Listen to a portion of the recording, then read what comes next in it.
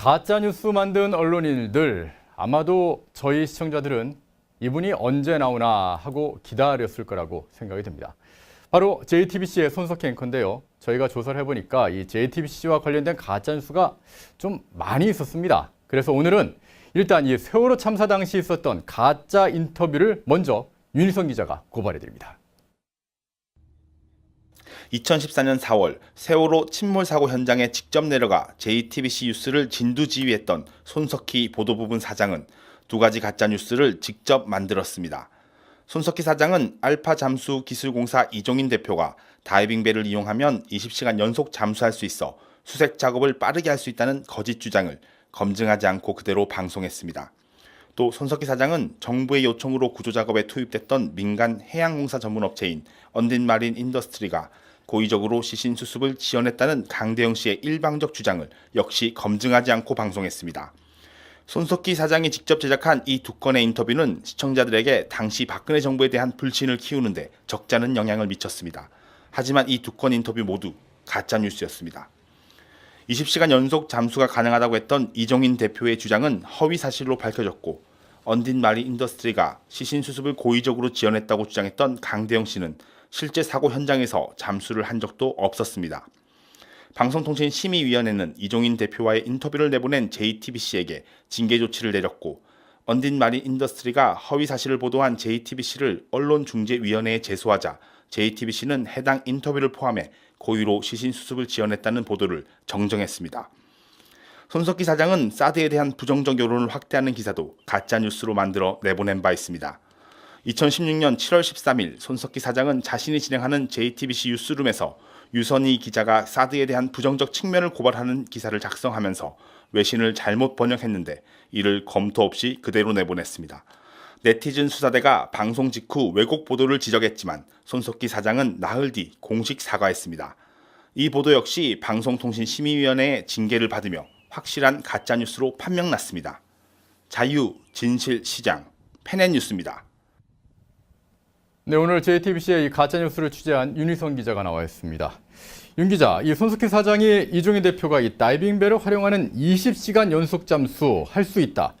사실은 이런 얘기를 하려면 좀 검증을 했어야 되는 거 아닌가요? 예.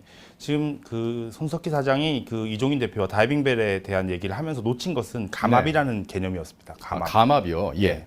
감압이 어떤 내용인지 좀 설명 좀 해주시죠. 예. 이 지금 그 감압이라는 거 말 그대로 그 압력을 낮춘다는 뜻입니다. 네. 그 일반인들에게는 좀 익숙하지 않은 표현이지만 이제 직업적으로 잠수를 하시는 산업 잠수사분들이나 취미로 이 스킨스쿠버를 즐겨보신 분들이라면 누구나 알 수 있는 개념인데요. 그 일단 그 대기 중에 저희가 1기압이라고 한다면 수심이 10m 깊어지면 2기압이 됩니다. 당시 세월호가 침몰해 있던 현장은 30m, 수심 30m였기 때문에 4기압이 됩니다. 그래서 이제 잠수사들이 이제 공기통을 메고 들어가서 호흡을 하게 되는데 이 기압이 높아지기 때문에 이 압축된 질소와 산소가 몸에 들어가고 네. 그 작업을 마치고 다시 복귀할 때는 이 일정한 수심에서 머물러서 이 압력을 낮춰가면서 호흡을 뱉어서 몸에 축적되어 있는 이제 질소와 산소를 뱉어내야 됩니다. 예. 이 작업을 하지 않게 되면 바로 이제 수중으로 올라왔을 때는 이 질소나 산소가 급격히 이제 기압이 바뀌면서 팽창하면서 피부를 뚫고 나오는데 이걸 우리가 잠수병이라고 흔히 부릅니다. 그러면은 그 당시에 손석희 사장이 이종인 대표하고 인터뷰를 할 당시에는 이 잠수병이나 이런 거를 잘 모르고 인터뷰를 했다. 그렇게도 볼 수 있는 건가요? 예. 저희가 지금 일단 그 손석희 사장이 평소에 뭐 스킨스쿠버를 즐겼다는 정황도 밝혀진 게 없기 때문에 네. 손 사장님께서도 일반적인 식견으로 이 감압에 대한 개념을 전혀 모르고 있었다고 생각됩니다. 하지만 당시 이제 이 다이빙벨의 얘기가 나오게 된 것도 이 사고 수습이 좀 오래 걸린다라는 지적 때문에 나오게 됐는데 네. 그 과정에서 이제 그 많은 언론들이 잠수사들하고 인터뷰를 진행했었습니다. 그 당시 잠수사들이 이 감압이라는 과정을 설명했고 이 설명을 통해서 이 시간이 꽤 지체되는 이유도 설명했기 때문에 이 그 당시 취재를 했던 언론이라면 이 감압에 대한 개념을 몰랐다고는 할 수 없을 것 같습니다. 뭐 저도 당시에는 이 특보를 통해서 이 잠수사들의 그 어려움에 대해서 계속 보도를 했었기 때문에 어느 정도 이 개념을 알고 있었는데요. 자, 다음에 또 내용이 문제가 된 내용이 있었죠. 바로 이 언딘이라고 하는 업체인데요. 이 언딘 관련 보도로 해서 징계까지 받은 걸로 알고 있는데 이 언딘 어떤 내용이었습니까? 예. 그 이종인 대표와 다이빙벨 보도가 이제 나가고 난 뒤에 네. 이 현장에서 이제 검증이 이루어지고 이종인 네. 대표가 거의 사기꾼에 가까운 사람이라는 게 밝혀지면서 손석희 사장은 이제 새로운 이슈를 찾기 시작했습니다. 예. 그게 바로 언딘 마린 인더스트리라고 당시에 이 구조 작업에 투입됐던 민간 해양 공사 전문 업체입니다. 이 업체가 해양 경찰과 같이 이 작업을 진행하고 있는데 구조를 독점한다. 그러면서 시신 이제 수습 그거를 고의로 지연한다라는 의혹 보도를 손석희 사장이 내보냈습니다. 그러니까 구조하는 업체가 고의로 예. 그 수색 작업 자체를 지원한다. 예. 이런 얘기가 실제로 나왔다는 얘기죠. 이 민간 잠수사가 발견한 시신을 언딘이 발견한 걸로 해달라라는 이런 말도 안 되는 얘기를 어떤 잠수사가 들었다라고 그걸 제보해왔다. JTBC 쪽에 제보해왔다는 그 잠수사를 이제 얘기하면서 손석희 사장이 언딘을 이제 공격하기 시작했던 거죠. 뭐 어떤 잠수사입니까 도대체? 그 잠수사 이름이 이제 강대영이라고 이제 그 JTBC에도 이제 나와 있는데 네. 그 강대영이라는 사람은 이제 그 당시에 이제 사실 이게 4월 28일, 2014년 4월 28일 날 보도가 됐었습니다. 처음에 예. 언딘에 대한 공격이 시작된 건 4월 28일이고 4월 29일 아침에 언딘이 바로 기자회견을 열면서 가짜 뉴스라고 반박을 바로 했습니다. 예. 다급해진 손석희 사장은 29일 오후 9시 뉴스에서 이 강대영이라는 잠수사를 소개하면서 예. 언딘이 고의로 지연한 게 맞다 이렇게 주장을 이어갔습니다. 그래서 제가 이제 당시에 유데일리에서 이제 소속돼서 현장을 취재하고 있었는데요. 예. 그 팽목항으로 바로 이제 가가지고 그 강대영이라는 잠수사 직접 만나서 예. 제 신분을 밝히고 인터뷰를 진행했는데요. 예. 거기서 들은 제가 확인한 내용은 지금 JTBC가 했던 내용과 전혀 달랐습니다. 강대영 잠수사는 이제 일단 잠수를 해본 경험도 없는 사람이었고 잠수사가 아니었습니까? 잠수사가 아니라고는 하지 않고 자기가 잠수사라고 말을 했지만 예. 그 당시 현장에 투입된 적은 없었습니다. 그러니까 팽목항 거기 세월호 참사가 일어난 그 현장에 투입된 적이 없었다 예. 이 얘기죠. 그리고 손 사장은 이제 그 강대영 잠수사를 제보자라고 소개했지만 네. 강대영 잠수사는 제보한 적이 없다라고 말했습니다. 그러니까 결국은 이제 제보한 사람이 아니고 그 현장에 있던 사람을 그냥 섭외해서 인터뷰를 진행한 걸로 일단 파악이 됐습니다. 예. 그래서 제가 이 내용을 이제 기사로 보도했고 언디는 이 내용을 바탕으로 언론 중재위에 이제 제소를 하게 됐고 결국은 정정 보도를 하라는 이제 방침이 내려졌습니다. 자, 이런 만약에 보도가 나오면은 아무래도 그 구조 작업을 하던 언딘이라는 업체, 그 업체도 좀 피해를 좀 봤을 것 같은데요. 예. 어떻게 됐는지요? 언디는 지금 사실 상황이 많이 좋지 않습니다. 2014년 예. 그 사건을 계기로 이미지가 많이 안 좋아졌기 때문에 언디는 지금 투자자를 구하지 못해서 조금 이제 회생 절차를 밟는 단계에 있습니다. 언딘 관계자 쪽에서는 이제 그 상황이 지금 심각한 상황이라 자세한 얘기는 하지 말아달라고 부탁을 했었는데요. 지금 억울한 거에 대한 얘기는 충분히 저희한테 했었습니다. 그래서 이 강대영이라는 잠수사를 이제 경찰에 신고를 했는데 경찰이 벌써 4년이 지난 일이지만 아직까지 행방불명이라서 강대영을 지금 잡아내지를 못하고 있습니다. 강대영 씨라는 그 잠수사 그 예. 사람 자체를 찾지를 못하고 있군요. 사라져 있습니다 지금. 자, 오늘은 일단 이 세월호 관련된 이런 보도들을 갖다가 가짜 뉴스들을 보도해 주셨는데 JTBC 관련 이 가짜 뉴스는 좀 더 있죠. 예, 맞습니다. 저희가 오늘은 이제 상편으로 손석희 사장이 세월호에서 인터뷰했던 조작된 인터뷰 2건과 저희가 그 사드에 대한 부정적 얘기를 하면서 이제 오역했던 사건을 저희가 보도를 했는데요. 이 이제 추석 연휴가 끝나고 나면 네. 저희가 이제 하편으로 그 대망의 태블릿 PC죠. 저희가 그렇게 그 손석희 사장을 분노하게 된 이유가 있습니다. 그 내용에 대한 보도를 심층적으로 다룰 예정입니다. 예.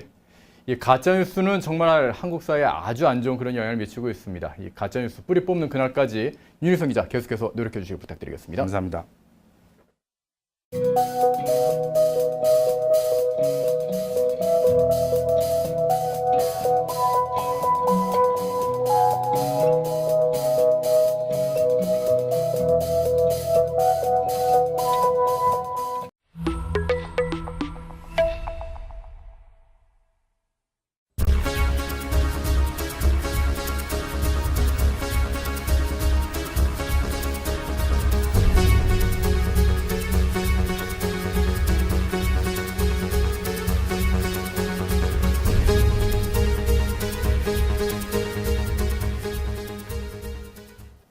네, 저희 페네뉴스에서 연속 기획으로 보내드리고 있는 이 가짜 뉴스 만든 언론인들.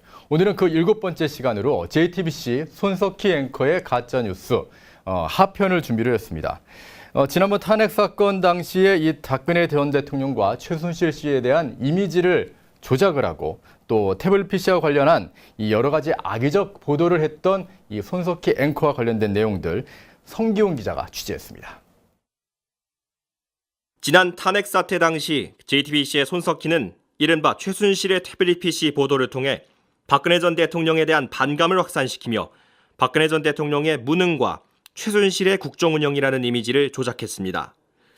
이미 박근혜 정부 중반 이후 소위 십상시 프레임, 세월호 침몰 사건과 우병우 청와대 민정수석 공격 등에서 확인되지 않은 소문을 대대적으로 보도하며 박근혜 정부 흠집내기에 주력했던 대다수 한국 언론은 JTBC의 태블릿 PC 보도 이후 본격적으로 박근혜 정권 무너뜨리기에 나섰습니다. 당시 손석희의 JTBC는 최순실이 태블릿 PC로 온갖 종류의 대통령 문건을 받아 수정했다고 기정사실화한 듯한 보도를 끊임없이 내보냈고 JTBC가 만든 프레임에 휘둘린 다른 신문이나 종편들도 가세했습니다. JTBC의 교묘한 말장난과 다른 언론의 추종 보도 영향으로 문제의 태블릿 PC는 문서를 수정할 기능이 없다는 사실이 밝혀진 지금도 상당수 국민은 최순실이 태블릿 PC로 대통령의 문건을 받아 수정하는 등 국정농단을 했다고 잘못 인식하게 됐습니다. JTBC는 지난 2016년 10월 19일 최순실과 고영태의 관계와 최순실이 박근혜 전 대통령의 연설문을 수정했다는 내용을 시작으로 24일부터 발표 전 받은 44개 연설문, 극비 드레스덴까지의 보도 등 최순실이 문건을 미리 받아봤다는 내용의 기사를 약 30건 보도했습니다. 또한 JTBC 기자 김태영은 24일 최순실 PC 파일 입수, 대통령 연설 전 연설문 받았다 보도에서 드레스덴 연설문을 포함해서 다른 연설문과 대통령이 직접 스피치한 연설문을 비교해보겠다며 대략 20여 군데가 어미가 바뀌거나 표현이 달라진 부분들이 있다고 전했습니다. 그러면서 물론 이게 최순실 씨가 받아서 수정했다는 얘기는 아니다라고 덧붙였지만 이미 JTBC의 보도는 국민들도 하여금 수많은 대통령의 문건들을 최순실이 수정한 것처럼 잘못 인식하게 만들었습니다. 26일 손석희는 JTBC는 최순실 씨가 태블릿 PC를 들고 다니면서 연설문도 고치고 회의 자료도 보고받았다고 보도를 해드렸습니다. 라고 전했습니다. 그러나 국립과학수사연구원의 태블릿 PC 분석 결과 수정이 불가능한 것으로 밝혀지자 방송심의위원회는 지난 7월 해당 보도에 대한 심의를 진행했습니다. 당시 심의에 참석한 최순실 특별 취재 TF팀장이었던 JTBC 손용석 부장은 최 씨가 직접 수정을 했다고 단언해 보도한 적은 없다며 태블릿 PC는 수정이 안 돼서 태블릿 PC를 보고 전화를 통해 지시를 내려 고치거나 비서를 통해 직접 지시를 하는 등 여러 가지 가능성을 제기한 것이라고 말했습니다. 최순실이 태블릿 PC를 들고 다니면서 고쳤다고 했지 태블릿 PC로 고쳤다고 말하지는 않았다고 교묘하게 발뺌을 한 것입니다. 이에 대해 방심위 소위원회 여권추천위원인 허미숙, 심영섭, 윤정주 의원은 설명한 내용이 설득력 있어 보인다며 문제 없음 의견을 제출해 방심위는 다수 의견 문제 없음을 최종 의결했습니다. 앞서 지난 4월 7일 서울중앙지법 형사합의 22부 김세윤 부장판사는 태블릿 PC 실제 소유자가 최순실이 아니다라는 미디어워치의 주장에 대해 태블릿 PC를 최순실이 사용한 게 맞다고 판단 내렸습니다. 이에 미디어워치는 국과수가 다수의 사용자가 태블릿 PC를 사용했을 가능성을 제기해 태블릿 PC 안에 있는 자료가 최순실의 것으로 확정할 수 없다고 결론 내렸다면서 태블릿 PC에 증거 오염이 일어났다는 지적도 명확히 했다고 주장하고 있어 여전히 논란은 진행 중에 있습니다. 한편 JTBC는 지난 8월 북한산 석탄 의심받은 진룽호, 박정부 때도 드나들어라는 보도를 통해 UN 제재를 위반한 문재인 정부의 북한산 석탄 밀반입 의혹에 대해 UN 제재가 시행되지 않아 비교 대상이 될 수 없는 박근혜 정부 당시의 북한산 석탄 반입과 다를 바가 없다는 식으로 주장해 논점 이탈 보도, 물타기 보도라는 비판을 받았습니다. 자유, 진실, 시장, 페레뉴스입니다.